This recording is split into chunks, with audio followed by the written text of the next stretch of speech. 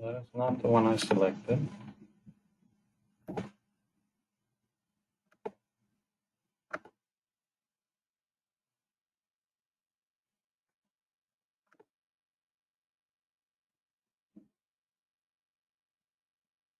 Okay.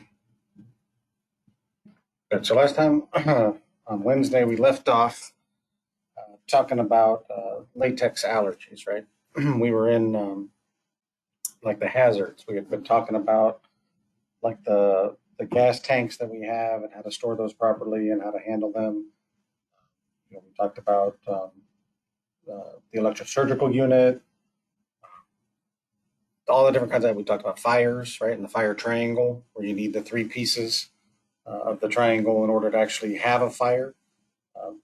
Remember, those three pieces are you need oxygen, something to burn, fuel, right, and then you need an ignition source to get it started. But with the latex allergy, um, it's an abnormal immune response. It sees the latex as this foreign invader, and it kind of over responds.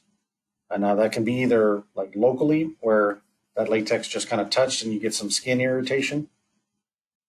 That's more of a hypersensitivity to latex, which could eventually progress into a full blown allergy, or it could be across your entire body. Right? It could be systemic, is what they say.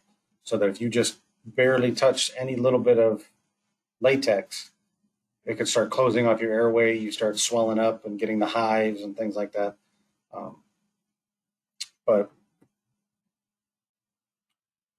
for the individual, usually this hypersensitivity and the allergy comes, like I said, through prolonged exposure. And that's that repeated surgeries, right? For us, the healthcare worker, uh, this comes into play because we're constantly wearing latex gloves and things like that. And over time, we could start to develop a latex allergy as well. Usually, to get like kind of diagnosed with the actual allergy, is you have that positive reaction to a antibody test. They give you a little bit, and then they watch to see how you react. Um, those people who have like a history of like asthma or other allergies and things like that are already kind of predisposed to developing a latex allergy. Your body is already kind of in a hypersensitive mode already, so it's ready to react to anything that comes into play. So uh, that's where the a history of those kinds of things can also lead to a latex allergy. And then you may even have like some undiagnosed symptoms where you had some redness, but you're not, the patient may not equate that to, hey, I touched latex. They just, oh, I had this like kind of red itchy spot, this one, and and it goes away, and they're like, oh, okay. But then after that prolonged time, you could end up with like an anaphylactic type reaction. Uh, so latex in the OR, right? A lot of our gloves are made of latex. Uh, and that's why I tell you guys when you get out to externship and especially at Advent Health, you will do all of your surgical procedures with latex free gloves. It's just as that extra precaution. Um, prevention is we identify these patients have latex allergy. Usually, the strip that's on the board, on the main board that tells all the surgeries for all the rooms, will have on it somewhere in usually red marker with like asterisks all around it and stuff that says latex. And that lets everyone who's going to be associated with that case, because you go to the board to see what cases is next and stuff like that. They see that and they're like, okay, that patient is allergic to latex. I need to make sure that I don't have any latex items in the room. If the patient doesn't know that they're allergic to latex, we'll find out in the OR. Usually, it starts, real localized with that redding and that swelling, and typically, like if we touch their skin with a latex glove and we take our hand off, that reddened area is going to be like in the shape of our fingers. or our hand where we touched them. And that's kind of our clue that, hey, they picked up something from this glove. Maybe it's the latex. And since if the patient's already intubated, then we'll have that airway in to protect the airway and still be able to deliver oxygen and they can breathe and stuff. But that patient may end up having to go to the ICU and stay intubated until, we can treat them for the allergy and get like some Benadryl on board and try to reverse those the histamines and everything that get released in response to an allergy. If you think that you might be sensitive or you're sensitive or anything like that, it's a good idea to get tested for verification, and then always do precautionary things. Stay away from any of the latex gloves. As far as like the Foley and things like that may have latex in it, if you're wearing like your gloves and your PPE and stuff like that, and as long as that latex isn't touching your skin, then you should be okay. But you make sure that you always have a barrier between you and whatever it is that is latex, if you have a sensitivity or an allergy.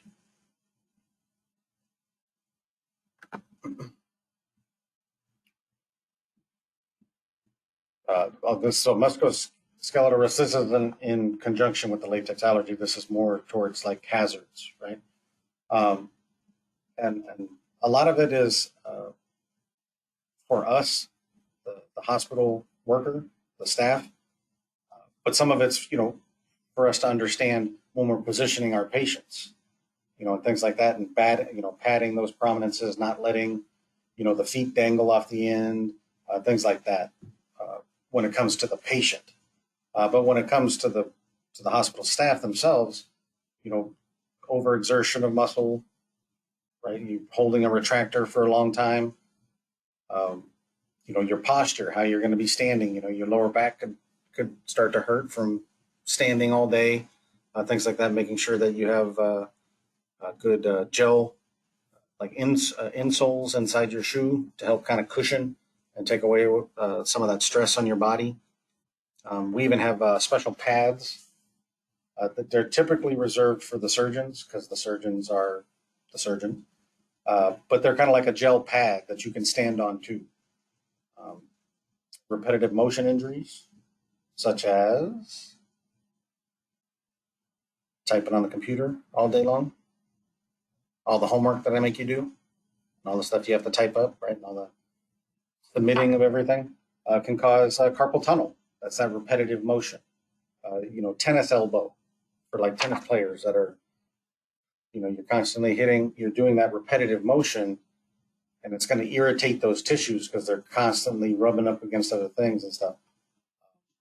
And then, like contact stress, where like another one of those where you're holding a retractor for a long time. And I don't know if any of you have ever done this, but if you've ever held on to something, anything, for a really long time, like an hour or so. I guess an hour is not a really long time, but it is when you're holding a retractor. And then you go to let go. And your fingers are kind of stuck, your hand's kind of stuck in that position, and you have to kind of get it and kind of open it. It might be just me because I'm old, but if Marcellus is on here, I don't want to hear any comments, sir. And I'm sure there's another person that doesn't want to hear those old comments either. But that's that contact stress, right? You could, your hand could be rested up against something, and you get that, that kind of indentation. That's another form of that contact stress. You're putting that pressure. One thing to remember about moving patients, right? That feeds into this like exertion. Is that you make sure that your feet are about shoulder width apart whenever you go to move a patient, whenever you go to like roll them up or pull them over to the gurney or to the operating room table, or if you're just sliding them up in bed or anything like that. And that gives you a nice, good foundation. And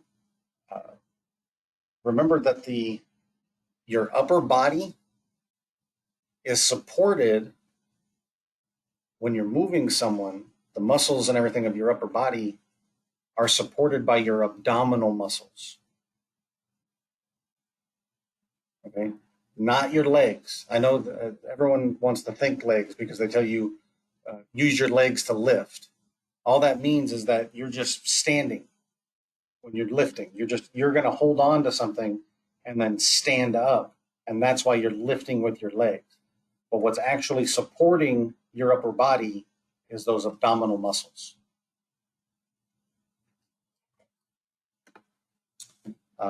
Preventing injury, right? Make sure you're lifting correctly. You got the legs, good shoulder width apart with a slight bend to them. You're not going to be, overreaching, right? Or overreaching, out if you're moving a patient, things like that. You want to try and hold whatever you're carrying or lifting close to yourself, close to your center of gravity. If you're going to put anything on a shelf that's heavy, waist level should be the highest you go to prevent injury. Obviously, there's times you're going to see people lifting things up and over their head because they have to put it, up on a higher shelf or something like that. If you're going to move something that's heavy, you want to push rather than pull. Pulling is a little harder to push. You can put your whole body weight behind it. When you're pulling, you're just trying to use your arms to pull it. If something is falling off of your field, you can try to catch it, if it's like an instrument or something like that before, it gets to the edge and is past the point of no return as far as sterility goes. But you got to be very, very careful. If it's a knife blade, you're letting that thing fall. You're just moving feet out of the way and you're going to let it hit the ground because trying to catch it, it's probably going to hurt you more than just letting it go. Right? Same thing with the suture needle. If the surgeon, it's on the needle holder and they're done with it and you're, getting something or passing off a specimen to the nurse or something, you're not right there to take it back from them, they may set it down on the drape. And then it starts to slide and goes to fall. Don't try to catch that either. If it's a sharp at any kind and it's falling off the field, you just let it go because there's too much potential for you to get injured. We actually had a student, the surgeon had handed her back the needle holder with the needle on it. It started to slide off. She went to catch it, and then the needle stuck her in the hand. Your cords, like your suction cord and your Bovie cord and things that you're going to pass off the field to get plugged into a device, you're going to secure those to the drapes. You don't want them, cutting across where they're going to be making their incision or sliding off the field, them having to constantly play with them and things like that, because you don't want them to actually get cut while we're using it or something like that. That could potentially start a fire, sparking, that kind of thing. You want to distribute the weight of your heavy items equally, right? If you're putting stuff up on your Mayo stand, you don't want to put all your heavy stuff on that front edge where it could kind of tip your Mayo stand over. Right? And if you're going to have to reach over your head to put something, away, if it's going to be too tall, make sure you get like a step stool, right? Something that don't climb over anything. You can climb up onto things, like I showed you guys for transport. You're climbing up onto the bed, but that's why it now becomes you add an extra step in, right, when you're moving that patient. So if you climb up on the bed because you can't reach all the way across to put the board in or to be able to pull them over, you climb up there. You only pull the patient halfway, then we stop. The person who was on the bed then climbs down back onto the floor, and then we complete the move. That way we're not trying to pull that person, the patient all the way over, and then we knock the person who was on the bed off, and then they get hurt that way. Proper body mechanics. Remember, anytime you're lifting something,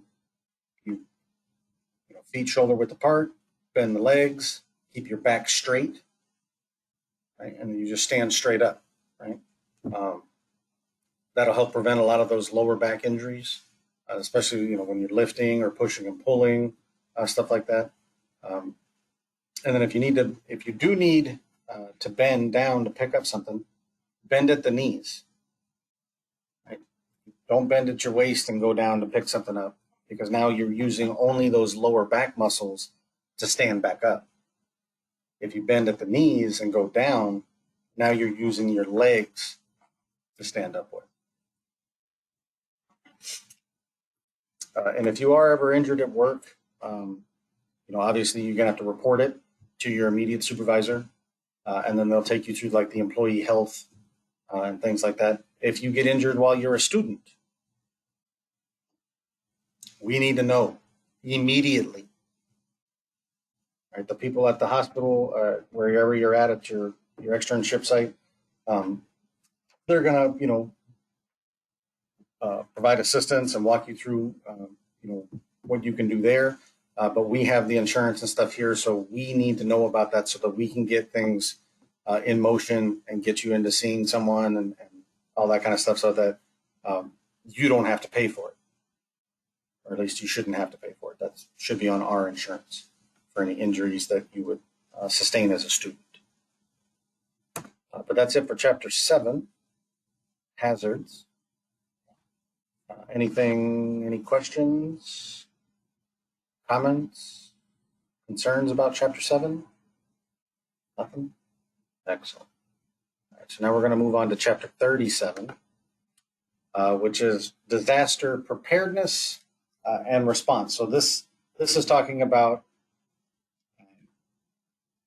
particularly kind of how the hospital and the community around the hospital set up for any kind of disasters that may happen to that area, that town or city or whatever.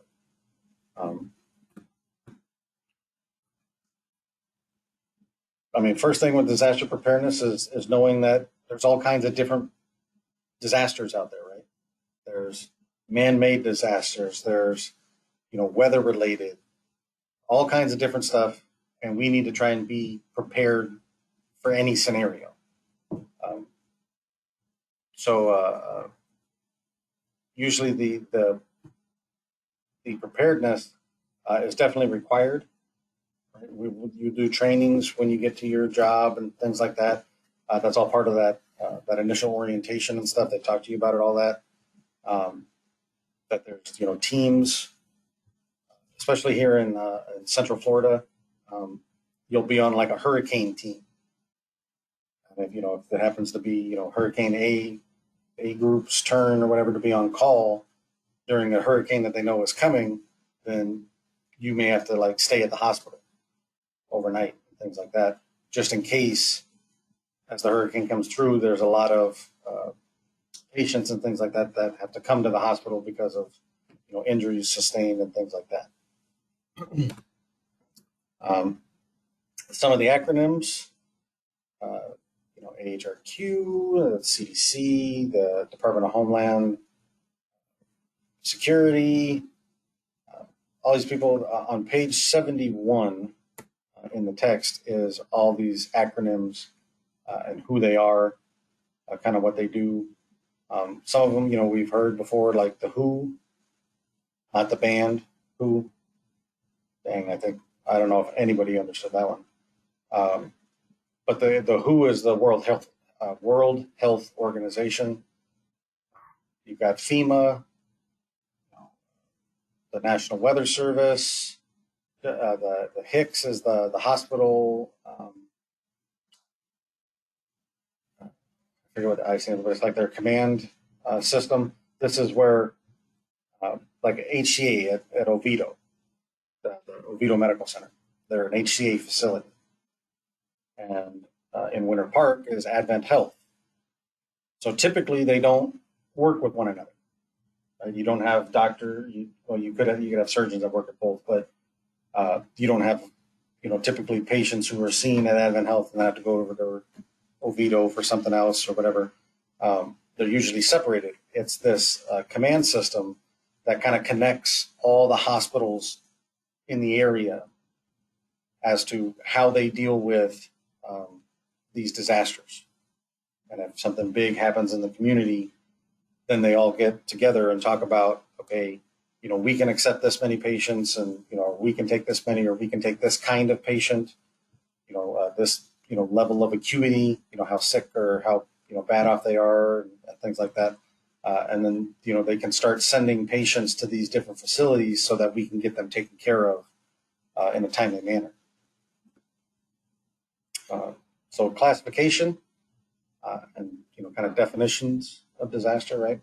A disaster in and of itself is just a catastrophic event that's large scale, or has a large scale risk involved with it, right? Because a lot of area got taken out or damaged or affected or whatever, depending on what the exact disaster is. And then it brings a potential for a lot of people to have to come to the hospital. An emergency is more geographically isolated.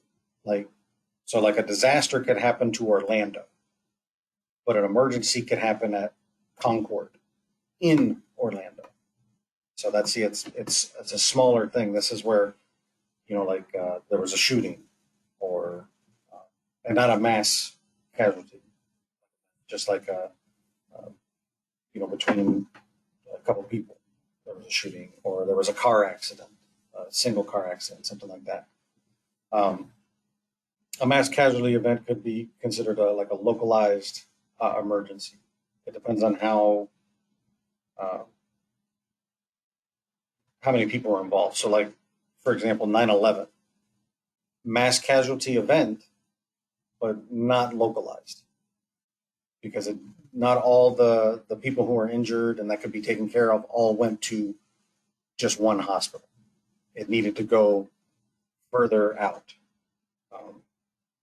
Another thing about a mass casualty event is that it doesn't typically require federal aid.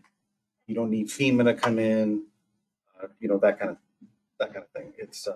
It can be taken care of by the local authorities. So these are the three classifications of a disaster, right? Level 1, it's just a local emergency. Could have been like a small tornado, that hit, a small community or something like that. Could have been, just like a car accident. Nothing that's going to put a lot of pressure on the hospital system and have a whole lot of patients showing up. Level 2, that's a little bit more regional, right? That could be Orlando as a whole. Right? And then level 3, now we're talking Orlando, Tampa, Jacksonville.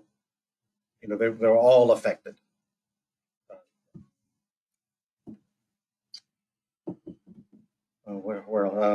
Miami, like a hurricane came across the state and wiped out a lot of different areas.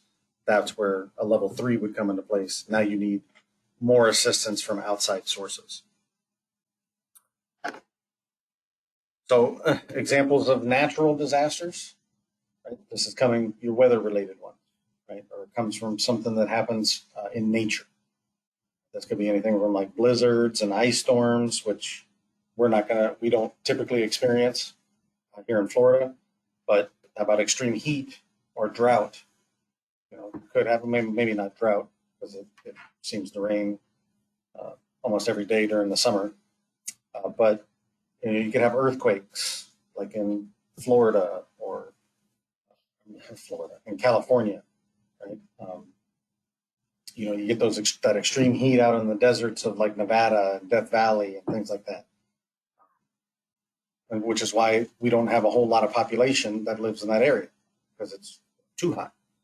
But these are examples of these type of disasters brings people into, the hospital with injuries and things like that. You got some more here, floods, hurricanes, fires, tsunamis, avalanches, mudslides. Like if it's happening in nature, that's probably a disaster for it. Now, technological disaster, right, usually is caused by human error. Somebody didn't, set up the safety standards at the nuclear plant, or they accidentally pressed the wrong button and started a meltdown. Those are examples of like radiation accidents, like Chernobyl, Fukushima in, I believe, Japan, not that many years ago. Explosions, another example of a technological disaster, usually by human error. This could be, somebody didn't secure the O2 tank to the wall like they were supposed to, and then the tank fell over and boom, blew up. Hazardous materials. As a disaster, this could be like an oil spill, right? Things like that. And then transportation accidents. Just a few months ago in Dallas, Texas, they had a 100+ car pileup on I-35, right, because of the ice and stuff that was on the ground. That could bring and tax the hospital system for that city for a day or two, and maybe the hospital doesn't have enough supplies, rooms, staff, and everything to take care of. So that's why we get other hospital systems involved so that we can send and everybody kind of shares the burden rather than just one hospital having to take all of it because the disaster kind of happened in their jurisdiction. Pandemics. We all know about pandemics now, right? We're living in one, or maybe we're not. Who knows? Or I meant anymore. You know how it just all of a sudden kind of seems to be going away or whatever. But I guess we can update this slide now to include COVID. There was a time that HIV and AIDS was looked at like we're looking at COVID now, back in the 80s when people were getting some kind of disease and none of the normal treatments for kind of disease like antibiotics and steroids and things like that were working for these patients, and they couldn't find out what it was that was causing it. That became a big deal because if you don't know how it's being transmitted, you don't know how to protect yourself. So then a lot of the imaginations and things that people ran wild, and they started saying, well, if you're homosexual, then you automatically have it. Yeah, and you can see how they get just way out of control real fast with the way that people come up with stuff as far as to explain, where it was coming from and things like that. So, but then once we learned what it was and we learned how to protect ourselves, it's not as big of a deal, right? We still, when we hear a patient has it or whatever like that, we're just like, oh, okay. But that's why we have our standard precautions, and we do our double gloving, and we're careful around our sharps and things like that. And it's not just because of like HIV and AIDS or any kind of bloodborne, pathogen. We do that just to prevent ourselves from contracting anything, and to prevent the patient from contracting something from us. But with a pandemic, how is a pandemic different from an epidemic?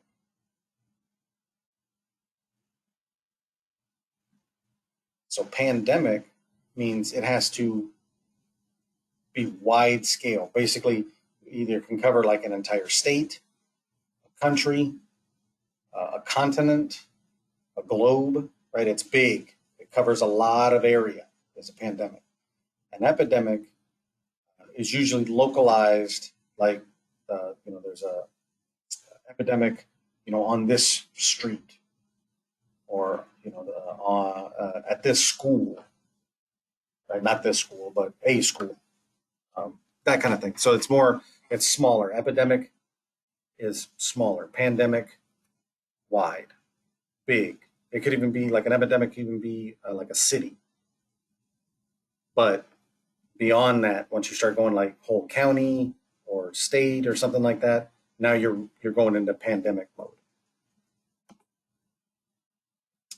Terrorism, right? We can have bioterrorism, chemical terrorism, or even like the bombing or direct attack, or that's like a physical terrorism.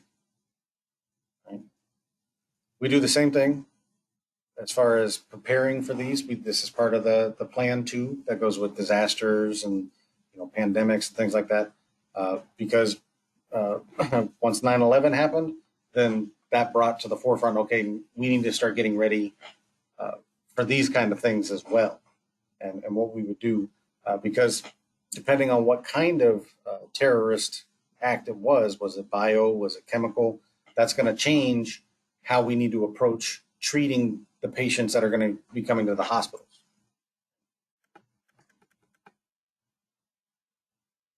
Good. Okay. So bioterrorism, right? You're releasing some biological agent, anthrax, COVID, uh,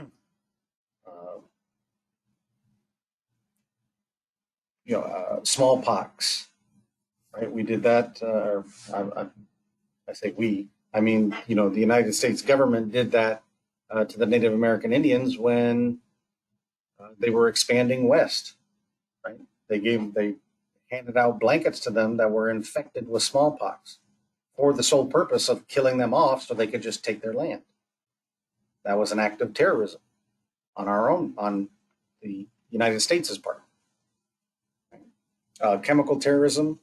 Some examples of this are like sarin gas, mustard gas, things like that, where they're gassing you, gassing the area. And then, of course, bombing or some kind of direct attack, like what happened in 9/11, or even hijacking a plane. That's what used to happen back in the 80s. They used to just hijack the plane and then make their demands. They never actually took it, in the air and crashed it into something.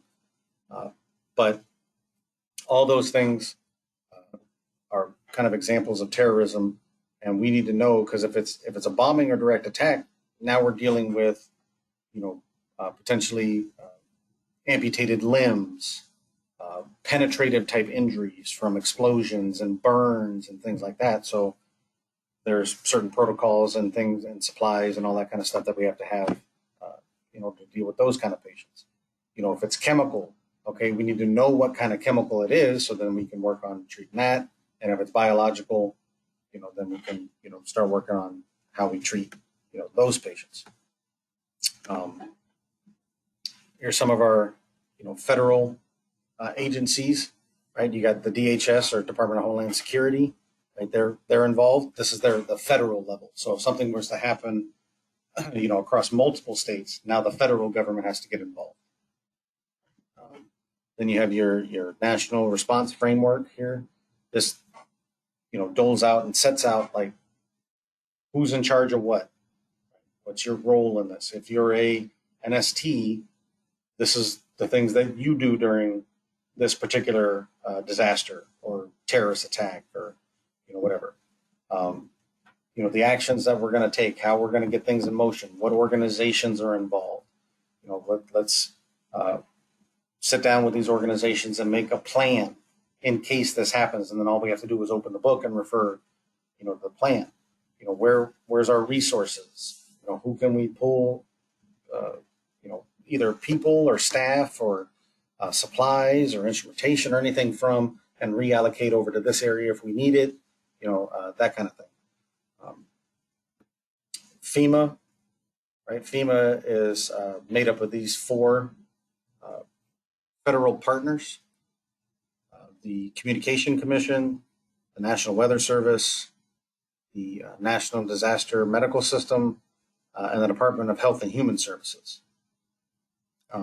FEMA usually comes in after a disaster to help with like cleanup and getting fresh water to places and reestablishing these communications and things like that, starting to get that area back to where it was before the disaster happened, right? And then the DHHS gets involved because people may have been displaced from homes, not have food and things like that, and then they can bring them in and have housing and shelter and things like that for these patients or for these victims. The Health Resources and Service Administration, they're made up of the AHRQ, right? They're the ones who look into like healthcare, and they check to see like our standards of practice, how we've set up, to handle these multiple disasters and things like that. And then they come in and they test us and they run, they make us run drills and things like that. And they watch over to see how well we did, provide feedback as far as, hey, this was, you did really, really well in this area. But when it came to you maybe doing triage or something like that, you might want to look at like maybe separating some of these areas so that you don't have a lot of overlap or whatever. And then the NDMS, the National Disaster Medical System, is made up of these, 5 little sub kind of groups, and we'll get into some of them. The Disaster Medical Assistance Team. You have like a doctor and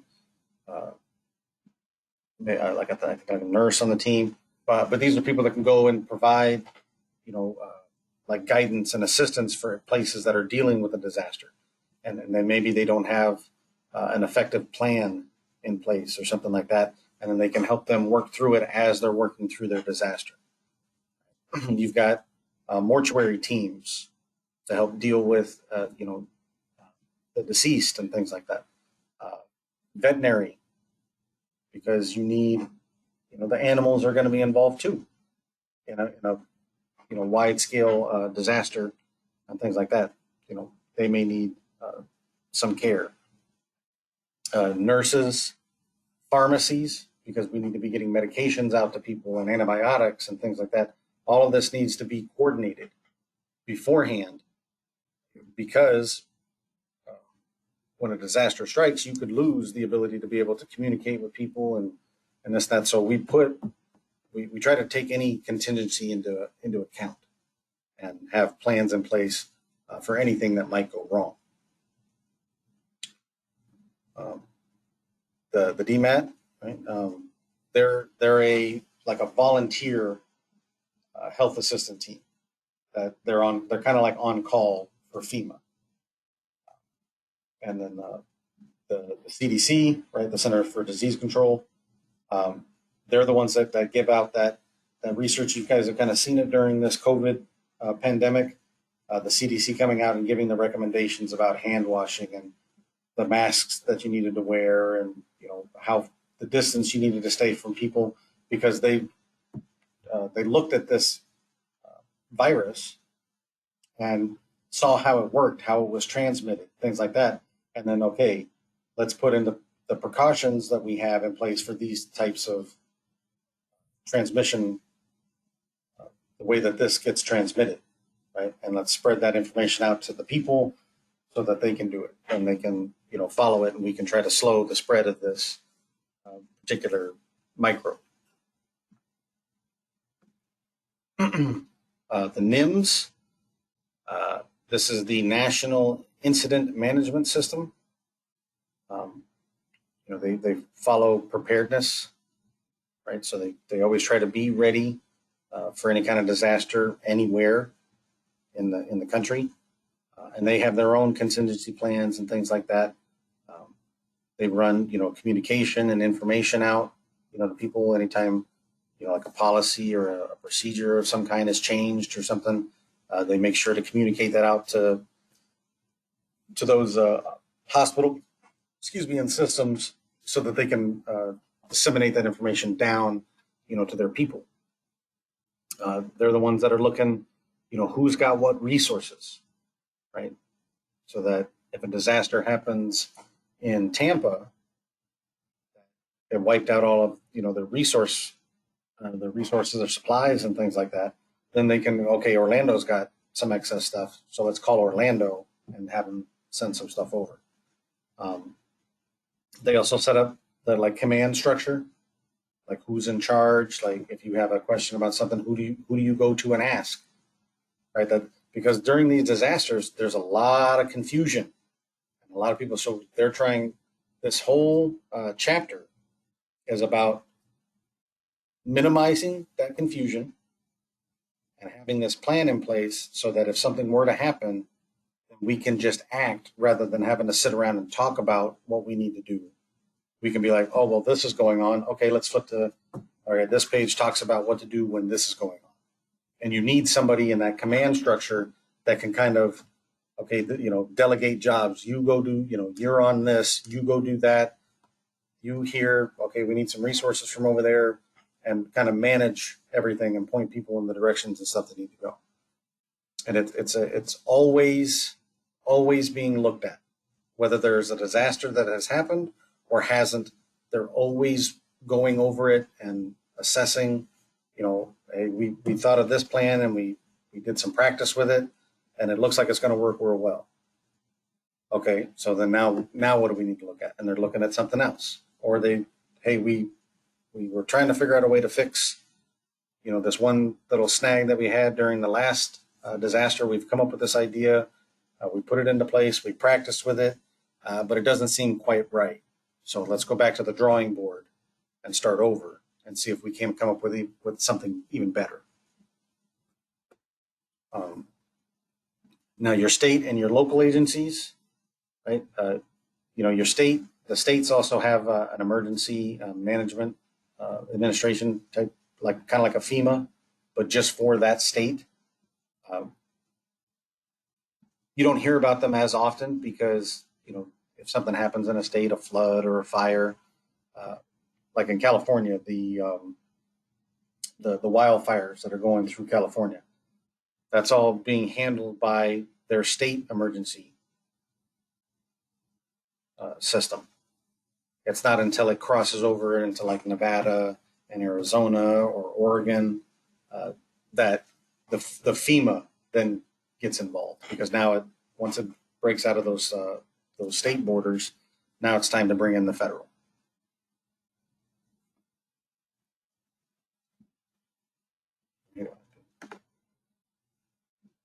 So this is the disaster cycle for like making your framework and your plannings, right? It always starts with preparedness, and it seems to be that what it's kind of coming to is that you're never fully prepared for any disaster, but being 75, 90% prepared is better than not being prepared at all, right? And then so you're prepared. That's that preparedness, and then a disaster happens. So now the next part of the cycle is you're responding to that. And then you're going to, you've responded to it. The disaster's over and done with. Now we need to recover, right? We need to do cleanups and start to kind of get back to what we were before, right? And then mitigation is we sit down and we look at, okay, how prepared were we? Okay, how can we be better prepared? How was our response? Did we meet what we, needed to? How did this affect our response and everything? How can we work around that, in the future? What kind of plans could we have in place? How was our recovery? Was our cleanup timely? Did we get everything back to, some semblance of normal? And that leads you back into now, once you get the list of the things that went good and the things that didn't go so good, now you're going back into that preparedness where you're planning based on what happened before and working new things in the system and testing things out and everything until another disaster happens, and then you go through the cycle again. At home, you can prepare, right? All these little websites here all have things that you can do, and gives you like little lists of things to have in case of, like in case of like a hurricane or a flood, or you notice I didn't bring up like blizzard or ice storms and things like that, because that doesn't really happen here. But the things that, that you could be most concerned about a disaster happening, then they can give you kind of, other places to go, other websites to go to, or lists of things that you should have on hand, like like a radio, so you can keep in communication as to what's going on in the area, water, food, flashlights, all that kind of stuff. Blankets and sleeping bags in case your house, something happens to the house or whatever. But that's all going to go towards this preparedness, right? It's the first step whenever you're planning for any kind of disaster. Is okay. Potential for hurricanes here. What do we need? What might we need? For the hospital system, right? It's a way for the different hospital organizations to kind of come together and get a little bit of local team building going on, and understanding that we're only doing this and being prepared for the community. We're not in competition with one another as to who's going to get more patients or who's going to get the best insurance payout from this or whatever. We're here to try and take care of the community. Right? They do a risk analysis. How risky is it here? That we're going to be buried in 10 feet of snow, and not that risky unless we have some kind of asteroid or something hit the planet that blocks out the sun or something. Then they look to see what kind of resources do we have in the area, who's got what, where can we be able to borrow from, or this and that kind of thing. What's going to be our response plan? And they do it for each kind of disaster that could happen in the area. Who's our incident command system? And they actually set it up that, okay, this person is the person who's in charge. This is the person who backs them up. And okay, this is the person who's running the triage at this location, and all of that. And it's already all set up. So if something were to happen, now you don't have to like call everybody and say, okay, you're doing triage. But I didn't train for triage or anything, then boom, everybody can be put in place, and the care that these patients need can start happening. A lot of coordination going involved, and that's why we run these drills too, is so that everybody is kind of used to how this goes. They're not confused. They don't tend to forget anything. All this stuff is kind of written down in checklists and stuff. And then obviously they look at logistics and supply chains, right? How are we going to be able to move these supplies and these resources that we have from one place to another? If we have a hurricane or tornado that comes through and it knocks down a bunch of power lines and it's blocking certain roads and things like that, do we have in our plan other ways to get around and get to these hospitals that may not be blocked off, and say, hey, route A is blocked, take route C. Oh, okay. And then they just kind of flip over to their page and, all right, take this one, take this route to get there, kind of thing. And like I said, we run these emergency exercises. We do drills at hospitals and facilities all the time. As far as, us being prepared, right? You've got your water. Do you have something in case communication lines go, like phone lines go down and cell towers go out? Do you have another way to get in touch with family and friends? Can you get in touch with your loved ones? Because a disaster can happen when you're at work and your family and loved ones and stuff are at home. Do you have an evacuation route, not only for inside your house in case of a fire or something like that, but to get out of town, and when you're going to go and things like that, right? Is there a meeting place in case you guys are all separated, so that everybody can come together at one place, load up into one or two vehicles with all their stuff and evacuate, or in case during the disaster you get separated, is there a designated place for you guys to meet back up so you know that everybody's okay? Right? And you have like a go bag in case you do need to evacuate, that's got like food and clothing and water and things like that in it, in case. So that, this on-site disaster management process used during all disasters, right? This incident command system. Some of their goals: meet the needs of that particular incident. It's, our roads down or power lines down. And it's not just hospital. I know we're talking about hospital specific because that's where we're going to be working and things like that.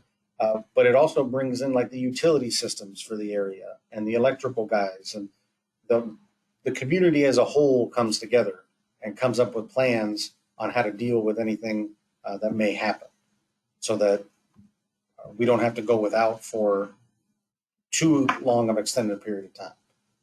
Um, but these are the kind of their goals, right? Meet those needs, set up that system so that different agencies can, interact with one another and get up and running and stuff like that. Give that logistics. So how do we get supplies from one place to another, and things like that.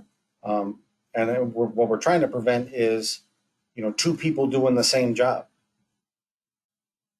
because that's a waste of resources.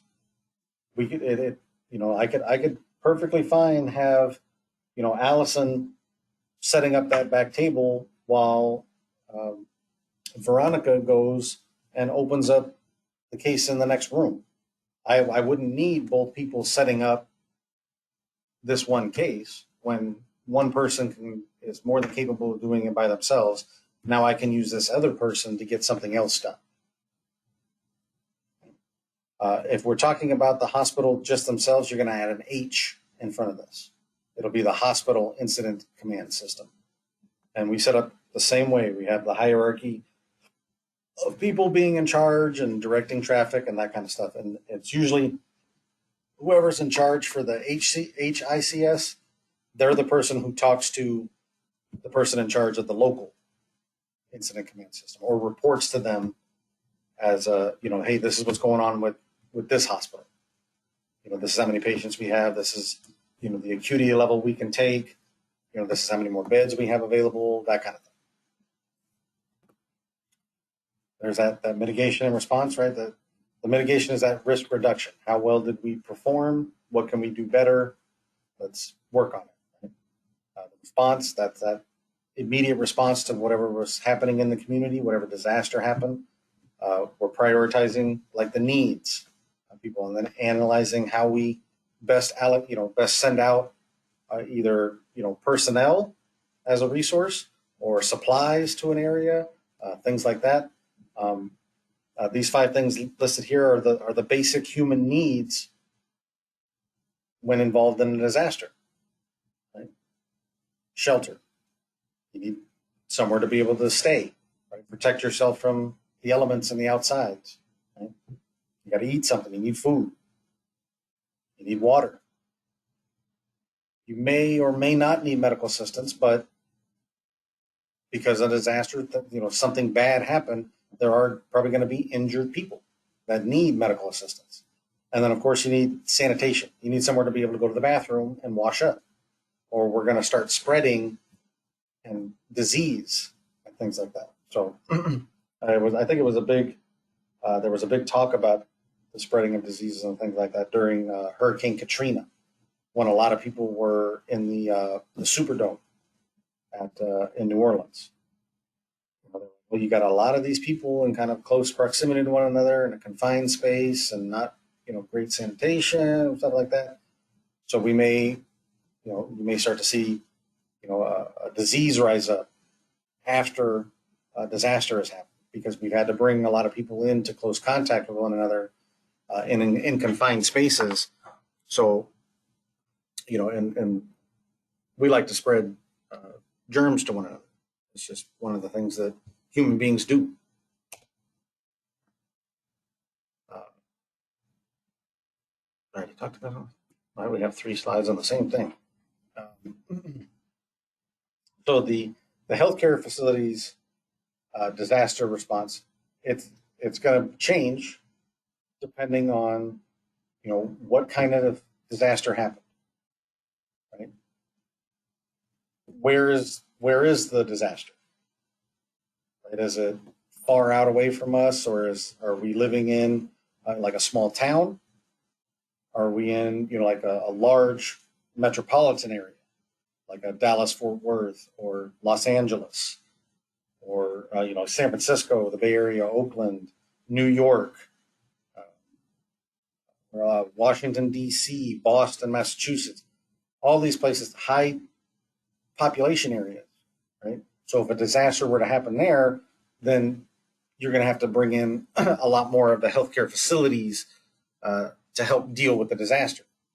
Whereas, if you're out, driving I-10 between, New Mexico and Arizona, where there's next to nothing between uh, what is it, like Lordsburg, New Mexico, and Tucson, Arizona.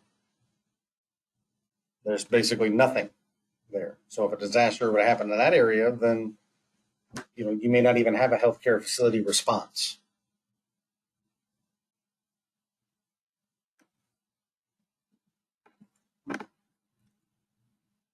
So these are the things that they kind of take into some of the things they take into account during a response to a disaster. Right? We need communication. We need to be able to talk to either the ambulance drivers or first responders that are out in the field picking up patients and bringing them to the facility, whether or not they can even bring that kind of patient in. That facility may not have, the capability to take care of that patient. And then they can communicate to them where they can go, right? Whether or not the medical facility needs to be evacuated. Right? Did the medical facility itself sustain some kind of damage during the disaster? So now we need to be able to get them out, but we got to be able to take them, patients somewhere that they can still continue to be cared for, right? And that where we're taking them is safer than where they are, right? And then surge capacity. This is how able the hospital is to take patients and how fast they can take them, right? And how big can you kind of expand your ability to bring in patients? How quickly can you put up like the tents and clear patients' rooms and things like that, and ICUs and stuff like that to bring in these patients that need this care. But that leads us into triage. Triage, this is a process that they do where they determine on how much emergency medical treatment a particular patient has based on how willing, how able, or what is their probability of surviving. Right? So they're color coded when they do triage, like tags and things like that. The green tag means you're good to go, so you don't need medical treatment. You might need a little bit of like first aid, like some scrapes and cuts or whatever, kind of bandaged up, but you don't need to go into the hospital to get seen. We can treat you right here at the tent, and then you can go on your way, or you can even stay to be an extra hand to help with some of the other people. Yellow means that you might need some help. You might need to go in, but you're not a number one priority. You're kind of like second tier emergency. The red tag is without medical treatment, this patient's going to die. So they are number one priority. All red tags get seen first, then yellow, then green. There is one more color, and that is if you get a black tag. A black tag means either you're already dead, or there's nothing that the hospital can do, or the medical staff who's there right now can do that's going to save your life. So you become even lower priority than the green tags.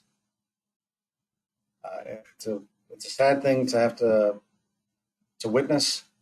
Somebody going to somebody else, assessing them real quick, and then taking out that black tag and putting it with them or tying it off to their ankle or something like that, and then they just move on to the next one. And it's when you're the one watching it happen, and what those tags mean, and then you start looking at the person who's like giving these tags out to these patients.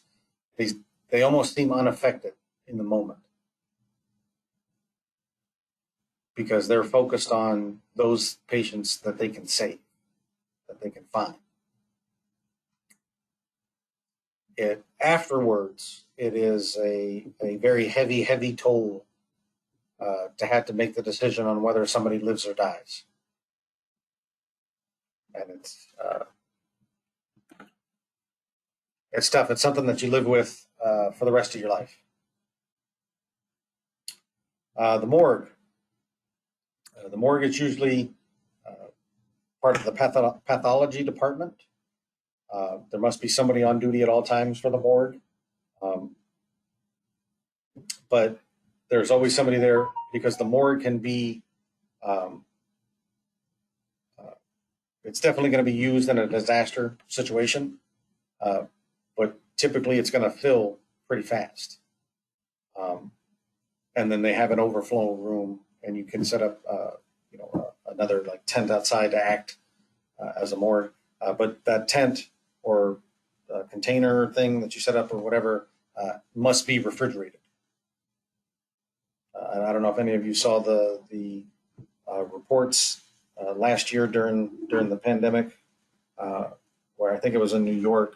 Um, they had run out of morgue space uh, citywide, and they had got one of those refrigerated um, like containers you see the truck drivers have on the back, and they were putting bodies in those. So then recovery uh, is that phase where we're kind of cleaning up. We're dealing with uh, the disaster has passed. People are coming, kind of outside and seeing the extent of the damage that has occurred around, and cleanup has started. Humanitarian aid is coming in. FEMA is showing up, and maybe the UN, uh, that kind of thing. A lot of times, we see it here from time to time with natural disasters, things like that. Uh, but they're like, bringing in that humanitarian aid and stuff like that. Usually, the United States is the one that's going out and giving humanitarian aid to the rest of the world. They're going over to like Africa and helping certain villages and stuff like that with medical care, like Doctors Without Borders, uh, that kind of thing. But for recovery in this particular instance, it's talking about after a disaster has occurred, that kind of humanitarian aid. Um, some ethical dilemmas though in a disaster. Uh, Usually, like it says here, the elderly, the poor, the people who are sick all the time. Like ICU, they got a lot of disease processes going on. The uh, the impaired or like wheelchair, people who are walkers, things like that. They tend to get overlooked because they don't move as fast typically, or they're in like the poor, they're in an area that's probably being greatly affected by the disaster that's happening, and people are just like, well, we can't really get to them or stuff like that. They get overlooked a lot. Um, it's usually those people who have that immediate access to some kind of disaster. You live close to a hospital, or, you're right next to the fire station, or the police station, or something like that. Because of your proximity to those resources and those sources, those protective type sources and those people who are supposed to be in charge and help during disasters, um, those people tend to get taken care of first, and then other people kind of get overlooked or forgotten. This is a great example was Hurricane Katrina. I'm sure a lot of the people who kind of the higher ups in New Orleans were perfectly fine, and a lot of the people who lost their homes and were trapped out on the street and things like that, and ultimately ended up having to move to like Houston, uproot their whole lives from New Orleans and move to Texas. Um, they were completely overlooked and just kind of left to fend for themselves.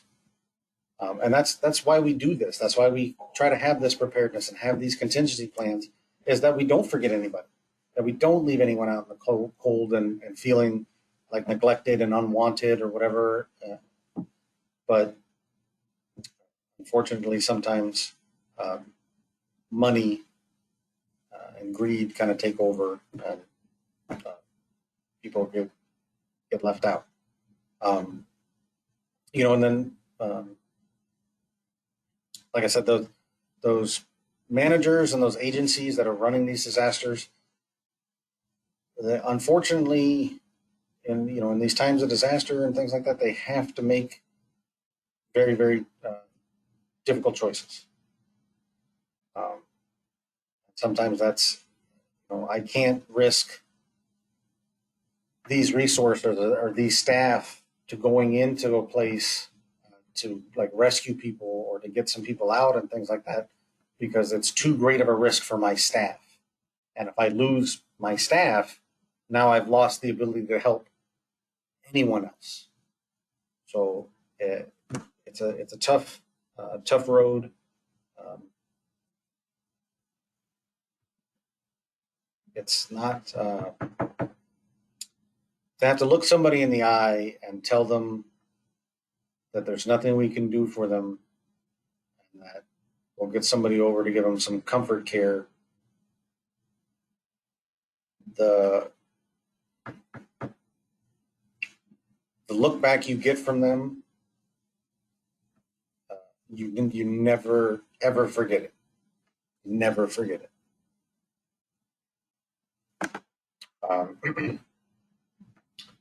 Staff assignments, right?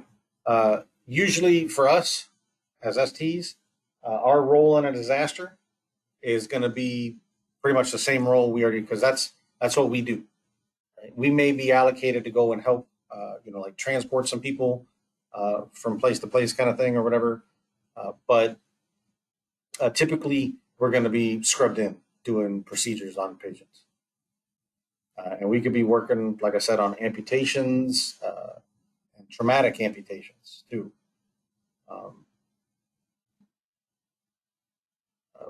we could be typically in a disaster response, anything that's elective procedures are all canceled so that they can have the OR available for these disaster patients and things like that. But like I said, sometimes STs can get pulled because they need, just bodies to help move people around or take, supplies from one place to another and things like that, or to go pick up something that's needed. So sometimes you kind of go a little bit outside, but most often we're going to be in the OR.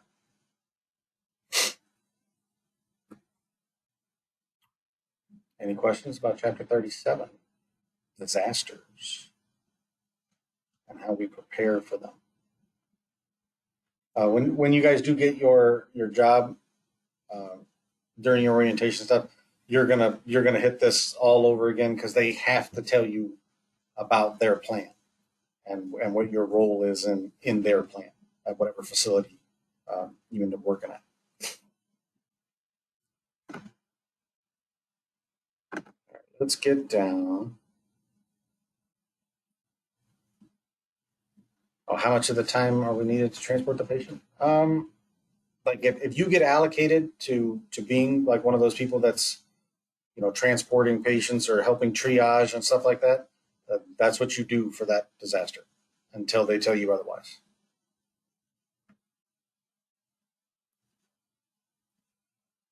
Um,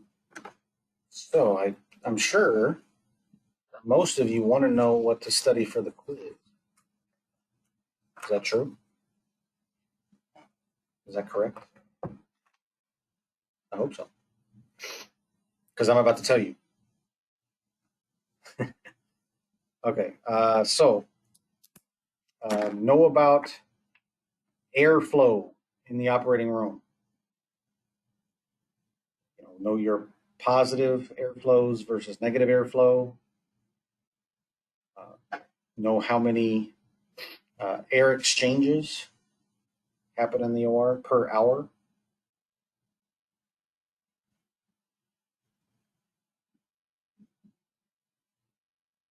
And your HEPA filters. What size of microbe can the HEPA filter filter out?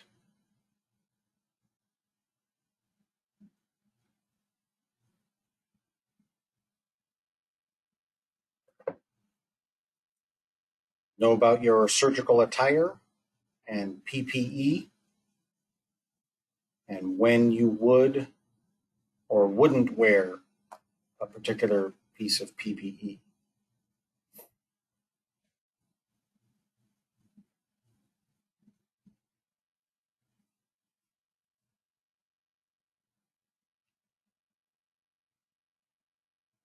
Also look up transferring and transporting the patient. So like when transporting, why did it suddenly get all dark on my screen? When you're transporting the patient, like what kind of questions are you asking the patient?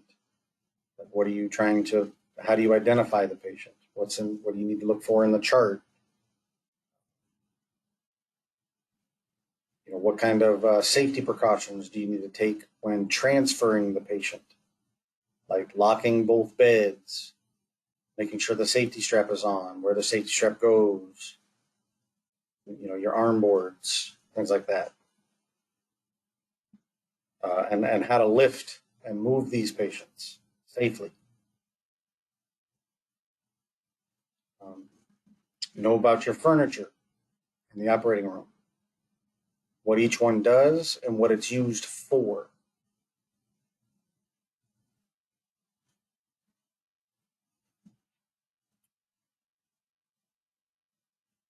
Know about operating room designs or floor plans of the different kinds and why they design them the way that they do.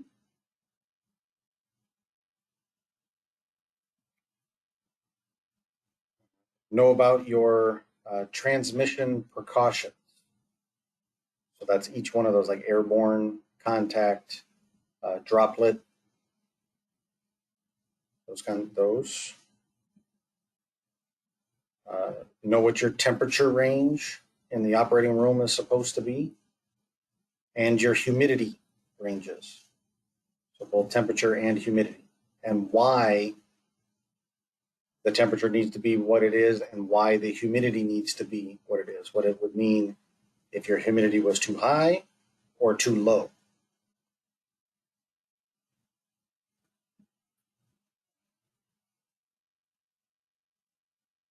Fires. Fires in the OR. Know about your fire triangle, what it takes to make that triangle. And then what's the most common cause of surgical fires in the operating room? What is it that's typically causing these fires, the most common one? Let's see. Know about your medical gases that are in the tanks, how to handle them and store them safely, and then what are the potential hazards with those tanks.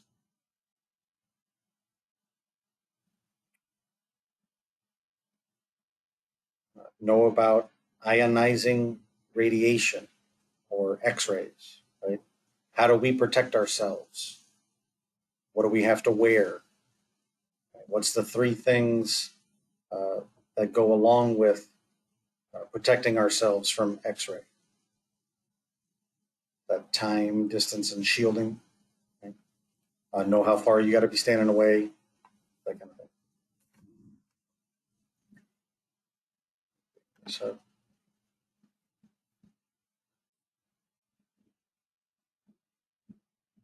I know what kind of gases we keep in those tanks. You know, like oxygen, CO2, nitrous oxide, compressed air, nitrogen, that kind of stuff. Um,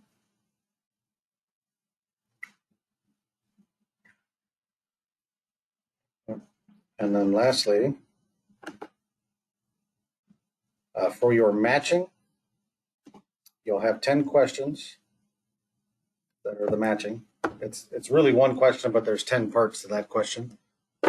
It's going to give you like a little phrase or a location. It'll say like, operating room or locker room or something like that.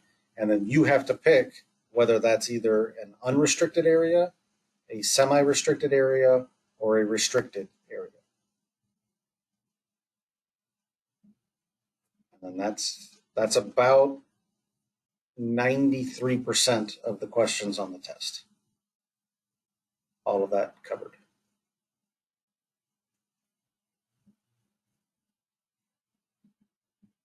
Or on the quiz, I guess I should say. Has anybody got any questions about any of that? Any questions in general?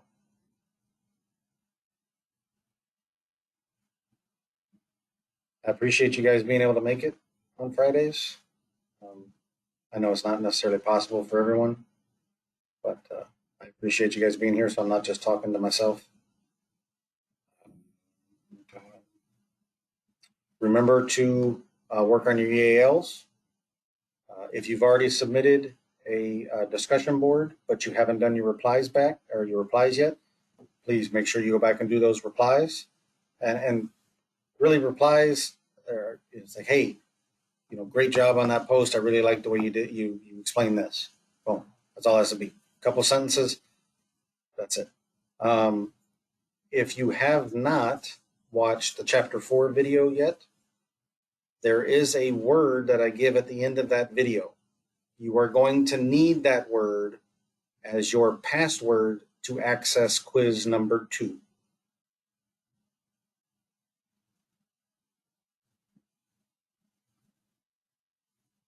And see, those who are here get that little tidbit of information. Everyone else will get that little tidbit of information just before they go to take the quiz. So hopefully they watch the video. Okay.